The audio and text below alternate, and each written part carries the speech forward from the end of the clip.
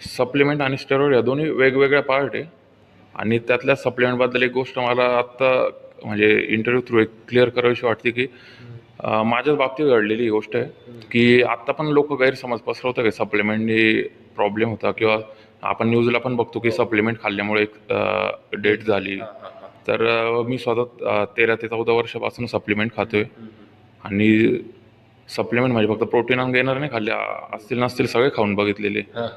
जे सरांनी सांगितले तेच खाल्ले. आजपर्यंत मला काही कोणत्या गोष्टीत इश्यू आलेला नाही. त्याच्यामुळे सप्लिमेंटने माणूस मरतोय ही गोष्ट तर पूर्ण नक्की. आणि न्यूजवाल्यांनी पण तो जो माणूस मरतोय तर नेमकं कशामुळे मरतोय त्याच्यानंतरून ती न्यूज आणली पाहिजे. हां, कारण अशा गोष्टी बोलणं पण चुकीचं आहे. तरी पण एक सांगतो की लोक एक ना रेसोर्स वगैरे MP वगैरे असे बरेच इंजेक्शन आहे जे घोड्यांच्या रेसमध्ये यूज केलं जातं. म्हणजे त्याचा यूज माणसांसाठी बनलेलाच नाही किंवा बॉडी बिल्डिंगचा त्याचा दूरचा पण संबंध नाही. ते लोक प्री वर्कआउट म्हणून किंवा एक किक बसण्यासाठी या गोष्टीचा यूज करतात. आणि त्याच्यामध्ये हार्टबीट नॉर्मल आपल्या ऑलरेडी जो वर्कआउट करतोय त्याच्या हार्टबीट ऑलरेडी फास्ट असतं. हे टाकल्यानंतर अजून BP हाय होऊन जातो.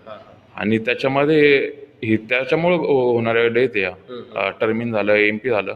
पण मग न्यूजवाले त्याला सप्लिमेंटचं नाव देत आहे.